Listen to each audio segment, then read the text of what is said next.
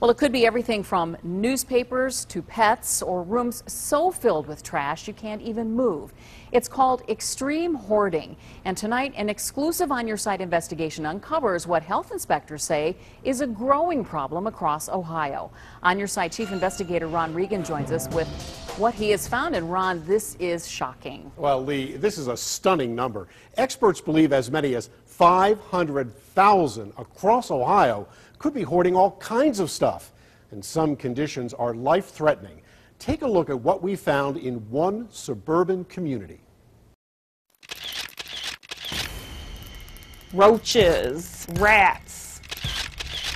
They may be working in your office. They may be going to your church, to your library. You wouldn't know it. From the outside, it's just another home until you get closer. Probably 10 feet before the front door, the odor starts to assault you. Sue Cummings is a Summit County health inspector, and this is one of the worst cases of hoarding she's ever seen. Cat feces everywhere, holes in floors, cat food just laying out, kitty litter just thrown onto the ground. And we've got the video to prove it. The first thing you notice as you walk in is the number of cat litter boxes. City inspectors began videotaping here in the garage, then moved to the basement, where they found another surprise. As you come out, you're going to look at some of the flooring up above us.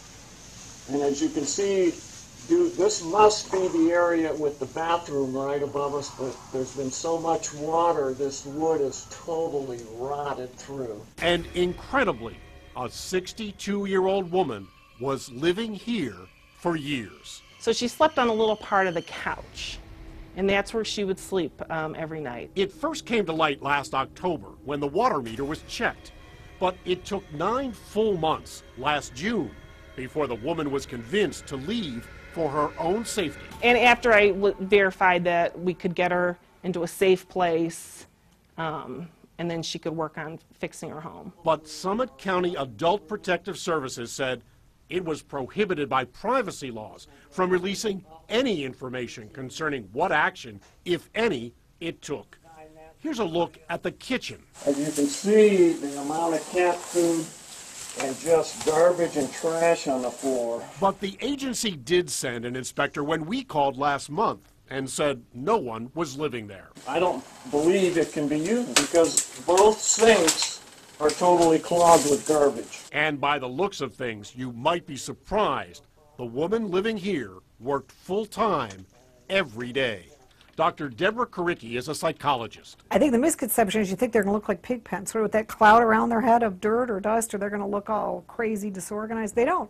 They usually look okay. In this case, inspectors could barely get inside bedrooms. So why do they do it?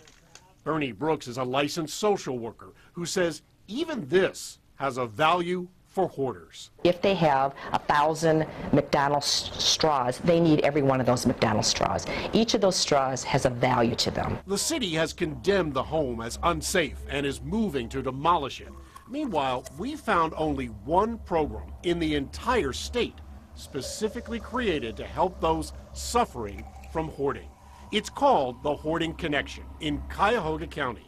Vince Carafi is a county public health supervisor who says many communities across Ohio have been slow to create similar programs. I think that the downside is you see more and more individuals at risk, whether it be from, unsanitary issues, falls. Meanwhile, those living in conditions like this continue to go without help. Here's the cat that I've been trying to get out for the last 9 days, and we can't seem to get it. Well, if you think this might be you or someone that you know who's hoarding, there is help. Log on to newsnet5.com where you'll find links to the Hoarding Connection, plus an easy way to measure just how serious your situation might be. And we'd like to hear from you too, either on Facebook or at investigators@newsnet5.com. I'm Chief Investigator Ron Regan.